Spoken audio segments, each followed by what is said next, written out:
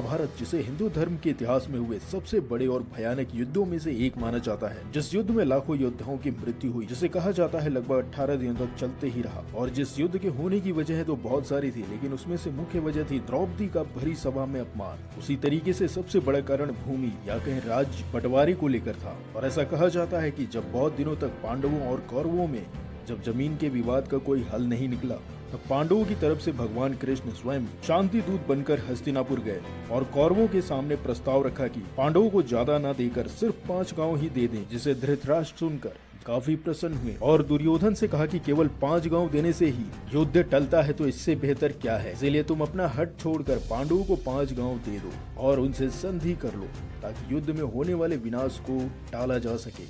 लेकिन तभी दुर्योधन गुस्से में आकर बोला कि पिताश्री, मैं 1 तिनके की भूमि भी उन पांडवों को नहीं दूंगा और अब फैसला केवल रणभूमि में ही होगा कि किसको कितनी जमीन मिलेगी, कौन हारेगा या जीतेगा। और ये अब आप लोगों को तो पता ही होगा कि युद्ध का परिणाम आखिर क्या हुआ। कौरव युद्ध में बुरी तरीके से हार गए और जहां मामला 5 गांवों को देकर निपट रहा था, वहां पूरे भारतवर्ष में यानी पूरे अखंड भारत में पांडवों का राज स्थापित हो गया। आज की इस वीडियो में हम आपको ये बताएंगे कि आखिर वो 5 गांव कौन से थे जिसको पांडवों ने कौरवों से मांगा था, वो गांव किस नाम से जाने जाते हैं आज के समय में और उनकी परिस्थिति क्या है। तो पांडवों के द्वारा जो सबसे पहले गांव की मांग होती है, उसका नाम होता है उस जमाने में श्रीपद, और कई जगह महाभारत में इस जगह के नाम को इंद्रप्रस्थ के नाम पे वर्णन किया गया है। और इसका सबसे जीता जाता सबूत है दिल्ली का जो पुराना किला है। वहाँ पर खुदाई के समय मिले पुराने अवशेष जो है, उनके बारे में कहा जाता है कि वो महाभारत काल के हो सकते हैं, जिसमें से कई पुरातात्विक विभागों का एक बड़ा सा वर्ग ये मानता है कि हो ना हो ये जगह प्राचीन काल में पांडवों की राजधानी हो सकती है, जिसे इंद्रप्रस्थ के नाम पे जाना जाता हो। और दिल्ली का ही एक गांव है जिसका नाम सारवल है। वहां 1932 ईस्वी से भी पुराना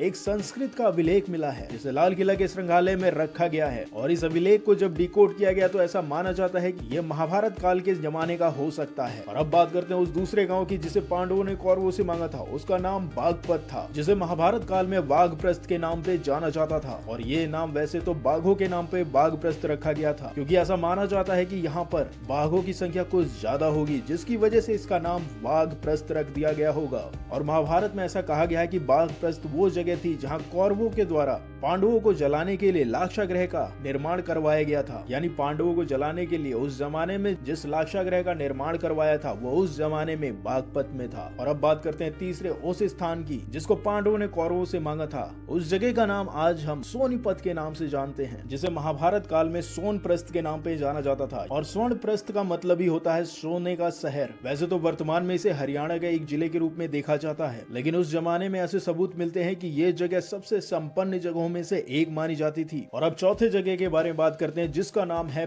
पानीपत, जिसे महाभारत काल में पांडुप्रस्थ के नाम से जाना जाता था। और ये जगह भारतवर्ष की सबसे महत्वपूर्ण जगह मानी जाती है, क्योंकि यहीं पर ही कुछ दूर पे कुरुक्षेत्र है, जहाँ पे महाभारत की लड़ाई हुई थी। और आज के समय इस शहर को सिटी ऑफ वीवर के नाम पे जाना जाता है, यानी बुनकरों का शहर भी कहा जाता है। और अब बात करते हैं आखिरी उस गांव के बारे में जिसे पांडवों ने कौरवों से मांगा था, जिसका नाम है तिलपत, जो फरीदाबाद जिले का एक कस्बा है, जहां की आबादी लगभग 40,000 के आसपास है। और महाभारत काल के समय इस जगह को तिलप्रस्थ के नाम पे जाना जाता था। और ये जगह यमुना नदी के बिल्कुल पास स्थित है। तो ये छोटी सी जानकारी महाभारत की उन 5 गांवों के बारे में है, जिसे पांडवों ने कौरवों से मांगने की कोशिश की, लेकिन कौरवों ने नहीं दिया, जिसकी वजह से हम सभी जानते हैं कि महाभारत जैसा भीषण युद्ध हुआ उस जमाने में। और जहाँ युद्ध 5 गांवों को देकर ही समाप्त हो सकता था, वहाँ उस जमाने में पूरे भारतवर्ष में पांडवों का राज्य स्थापित हो गया। और आज के समय में कई आर्कियोलॉजिस्ट के द्वारा ये कहा गया है कि इन 5 जगहों में अगर खुदाई की जाए तो महाभारत से जुड़े कई रहस्य सुलझ सकते हैं और उस जमाने के कई राजों से पर्दा उठ सकता है। क्योंकि आज के समय में कई ऐसे लोग भी हैं जो महाभारत को मिथ मानते हैं, लेकिन कुछ आर्कियोलॉजिस्ट टीम के द्वारा जब खोज की गई तो वहाँ पे कई ऐसे सबूत मिलते हैं जो महाभारत काल के समय के हैं, जो दर्शाता है कि प्राचीन भारत में वास्तुकला हो या विज्ञान के क्षेत्र में हो, हमारे पूर्वज थे